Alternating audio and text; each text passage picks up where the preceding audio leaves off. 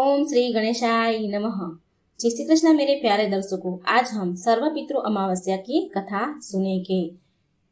ये कथा सुनने से हम पितृगण से, हम पितृ दोष जो होते हैं उनसे हमें मुक्ति मिलती है, हमारे सभी पाप भी नष्ट होते हैं, ऐसा कहा जाता है।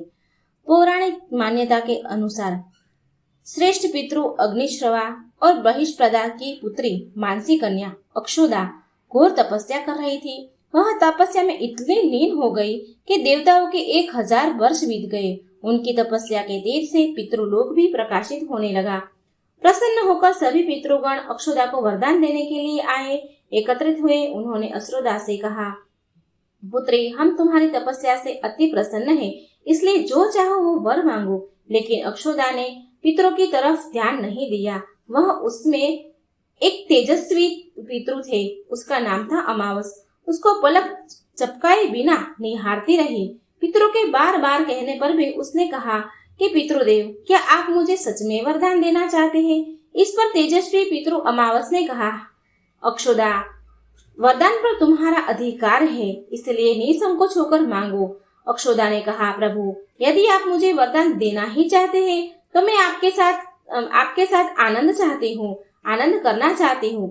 अक्षोदा के इस तरह के सवाल करने पर, ऐसे बोलने पर पितृ क्रोधित हो गए। उन्होंने अक्षोदा को श्राप दिया कि वह पितृलोक से पतित होकर पृथ्वी लोक पर जाएगी। पितरों के इस तरह श्राप दिए जाने पर अक्षोदा पितरों के पैर में पड़ी, गिड़ाने लगी, रोने लगी।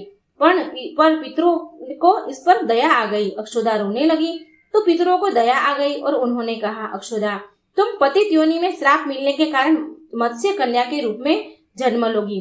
भगवान ब्रह्मा के वंशज महर्षि पराशर तुम्हें पति के रूप में प्राप्त होंगे। तुम्हारे गर्भ से भगवान व्यास जन्म लेंगे, जो पुराणों की रचना करेंगे।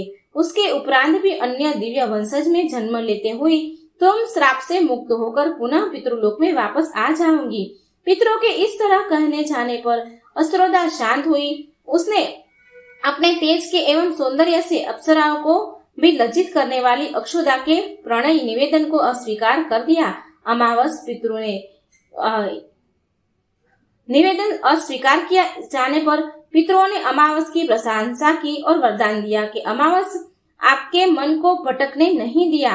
अमावस, आपने अपने मन को भटकने नहीं दिया, इसलिए आज से यह तिथि अमावस के नाम से जानी जाएगी। ऐसा कोई भी प्राणी जो वर्ष में कभी भी श्राद्ध तर्पण नहीं करता, अगर वह इस तिथि पर श्राद्ध करेगा तो उसे सभी तीर्थों का पुण्य फल प्राप्त होगा। उनसे इसी तिथि का नाम अमावस, सर्व पितृ अमावस हो गया और पितरों से वरदान मिलने के फल स्वरूप अमावस्या को सर्व पितृ श्राद्ध की लिए सर्वश्रेष्ठ पुण्य फलदायी माना जाता है। एक कथा के अनुसार महाभारत काल में महावीर कर्ण हर रोज गरीबों को और जरूरतमंदों को स्वर्ण कीमती चीजों का दान दिया करता था। लेकिन महाभारत के युद्ध के दौरान जब उनकी मृत्यु हुई और वह स्वर्ग में पहुंचे, तब वहां उन्हें भोजन के रूप में थाली में हीरे, मोती, स्वर्ण मुद्राएं आदि परोसे गए। ऐसा भोजन देखकर कर्ण आश्चर्यचकित रह गया। उन्होंने स्वर्ग के अधिपति इंद्रदेव से पूछा, इंद्रदेव, सभी लोगों को सामान्य भोजन दिया जा रहा है और मुझे भोजन में स्वर्ण आभूषण, रत्न आदि क्यों परोसे गए? कर्ण का यह सवाल सुनकर इंद्रदेव बोले, हे कर्ण, इस बात में कोई संदेह नहीं कि धरती पर आप सबसे बड़े दानवीर में सर्वोपरि थे। आपके दरवाजे से कभी कोई भी खाली हाथ नहीं लौटा, लेकिन आपने कभी भी अपने पूर्वजों के नाम पर अन्न का एक दाना भी दान नहीं किया। इसलिए आपके दरबार में आया हर व्यक्ति आपसे संतुष्ट था, लेकिन आपके पूर्वज अभी भी आपसे तृप्त नहीं है।